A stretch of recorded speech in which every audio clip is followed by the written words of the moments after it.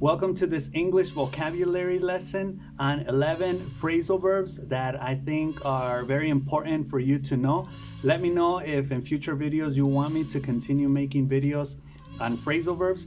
Phrasal verbs are very important because, for example, if you speak Spanish or Spanish is your first language or mother tongue, you need to learn phrasal verbs in order to speak effective English. Phrasal verbs do not exist in Spanish, for example, so it's very important to start to use them and start to adapt them into your own vocabulary skills, right? Okay, so let's go with the first one. The first one is break down.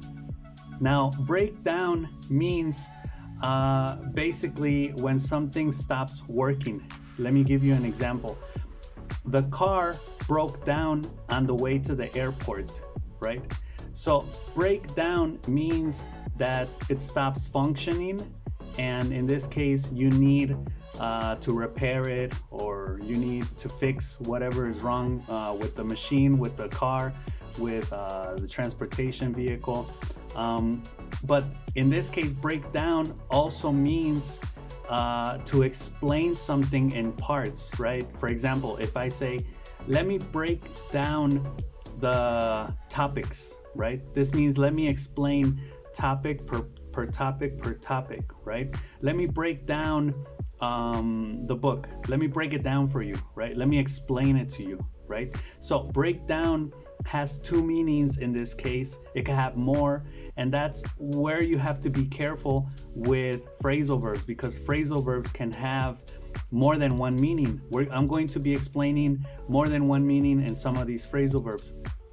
So this is the question for you. You can leave it in the comments. When was the last time something you were using, like a car, a computer, a machine, when was the last time you were using something that broke down, and how did you handle the situation? So what did you do to fix it, for example? Okay, let's go on to the second one. The second one is carry out. Carry out means to execute. When you carry something out, you do it, right? You do it physically. You do the action. For example, the scientist carried out an important experiment, right? So he did it. He did the action of doing the important experiment, all right? So the question for you in this case, so you can leave it in the comments, have you ever had to carry out a complex task at work or at school? And what was it? How did it go? Let me know. Let's move on to the third one. The third one is put up with. When you put up with something, it means that you tolerate it, right? It's something that you don't like, it's annoying, it's frustrating, but you need to, just like deal with it, tolerate it. You can't change it, right? Let me give you an example. She had to put up with a lot of noise while living in the city, right? So imagine a person that's coming from the country, from a ranch, from out of town into the city, and the city is very noisy. There's noise pollution, right? So they need to put up with the noise. They need to tolerate the noise, right? So the question is, there something you have to put up with regularly that annoys you, right? This could be a person also. I have to put up with this person. And how do you deal with it? All right, let's move on to the next one. The next one is pretty interesting. I think it's one that many people will say, what does that mean? Run out of. Run, like run, but in this case you run out of something. So run out of something, or when you run out, it means that you don't have it anymore, right? Like, let's say you run out of milk. Now you need to go buy milk at the grocery store or at the supermarket. You run out of toilet paper, so now you need to get more toilet paper, right? Your battery can run out of juice, right? For example, we ran out of milk, so I need to go to the store, right? That would be the example.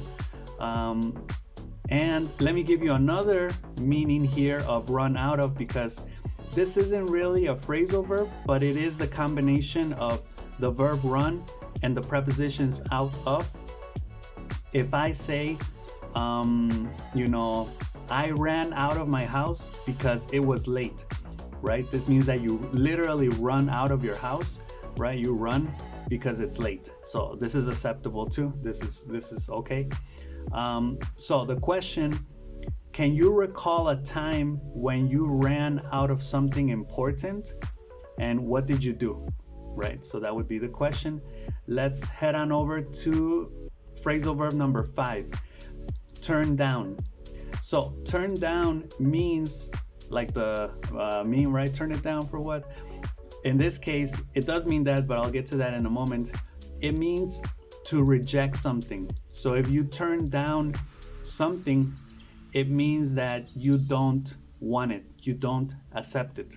For example, he turned down the job offer because it didn't meet his expectations, right? So he didn't accept it. He doesn't want it, right? He turned it down. In this case, besides reject, turn down can also mean to lower something, to decrease something. For example, turn down the volume of the music, right? Turn down the music volume, turn down the television, right? Which I think that's kind of incorrect because it's the volume of the television. Turn down the volume, right? Reduce it. And in this case, turn it down for what would kind of be referring to that, right? Like turn down the volume for what? If we're partying, if we're having a good time, the volume needs to go up, right? So the question here would be, have you ever had to turn down an opportunity? What was the reason? And this could be job offers, right? This could be any type of opportunity. You turn it down, you don't want it. All right, let's go with number 6, workout. Workout, you may know workout, like I work out, I exercise, but in this case, it also means something else. It means to figure out something, to come to a solution, maybe to negotiate a solution with someone, right? Let me give you an example. They managed to work out their differences and became friends again, right? So let's say you're friends with someone, you have a fight, and then you talk about the fight and about the problems, and you reach a solution. You worked it out, right? Like, hey, are you guys good? Yes, we worked it out, right? So the other meaning, of course, is exercise. I go to the gym to work out, for example. The question here is, think of a situation where you had to work out a disagreement with a friend, with a family member, and how did you resolve it? How did you solve it? Let me know. Okay, the next one, cut back. Cut back is very interesting because it basically means to reduce something, but not in the volume. It means to reduce the use of something, right? Let me give you an example.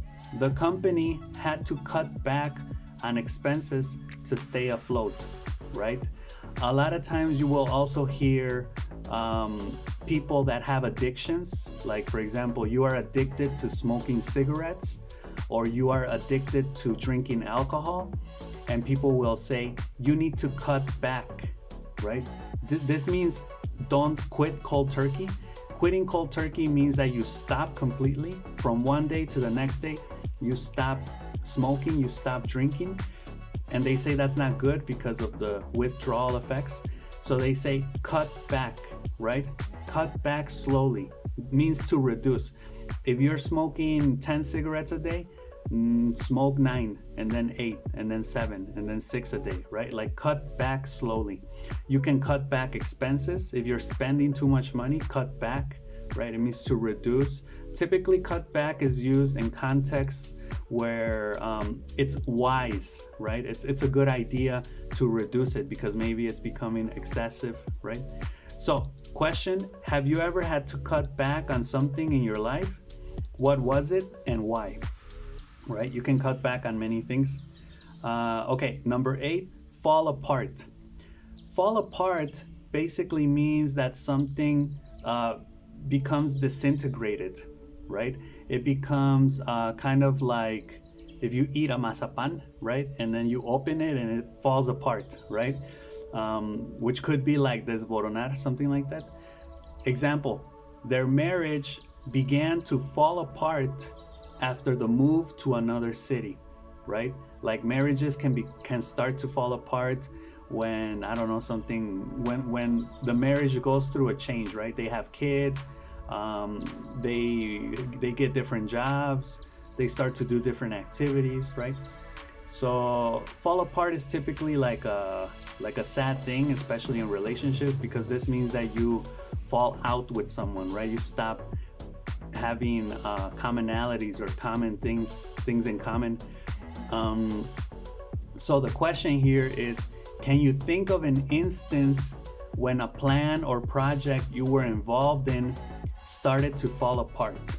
How did you handle it?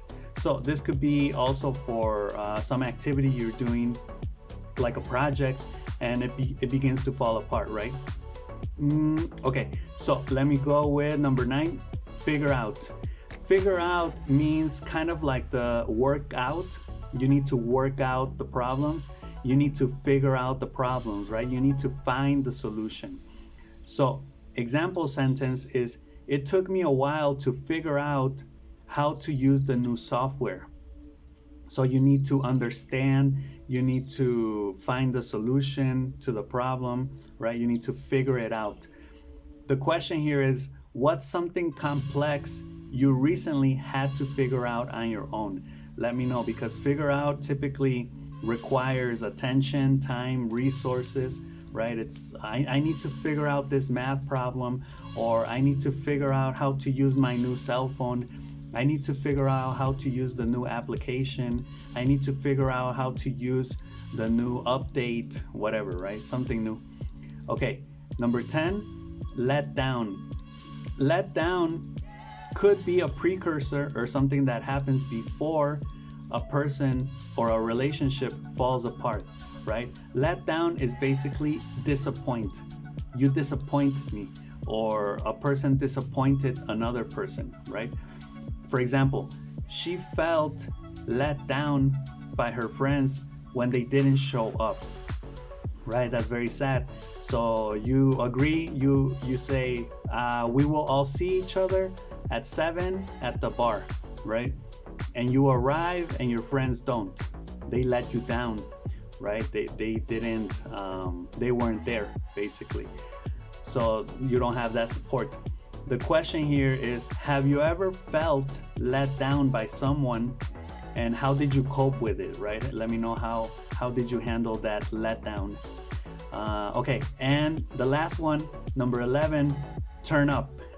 Turn up is kind of the opposite of turn down in case of volume, right? So if you turn down the volume, you decrease it. If you turn up the volume, you increase it, right? But here it means to appear, right? So if you turn up somewhere, you arrive, you appear at that place. For example, she turned up at the party even though she wasn't invited, right? Kind of like, what do they call these? Like colados, right? In Spanish. In English, I think they're called party crashers or crashers. They arrive, or they turn up, they show up. Show up is another one. They're very similar, turn up and show up. When you don't really expect the person, right? It turned up. Also, you turn it up if you increase the volume. And a third meaning here of turn up can be if you lose something. Let's say you lose the remote to the TV, or you lose your cell phone, and then you find it. You can say, oh, it turned up, right? It turned up in this case means not really that you found it, but that it magically appeared, right? Like, oh, it turned up, right? My cell phone turned up, or the remote control to the TV turned up, right? This again is like the idea of inanimate objects having like human animated capacities, right? Kind of like when we say in Spanish, se cayó, right? Like it fell, the glass fell. No, you knocked it down, tú lo tiraste, right? But we'll say that stuff, right? Or like the alarm clock rings, right? The alarm clock sounds, right? But it's because we programmed it, for example, right?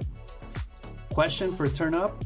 Can you remember a time when you turned up somewhere unexpectedly and what happened? Let me know in this case. All right, guys, there you go. There you have it. You have 11 new phrasal verbs to practice. Let me know if this video helped you out, and I'll see you in the next one, okay? So have a good day. Bye.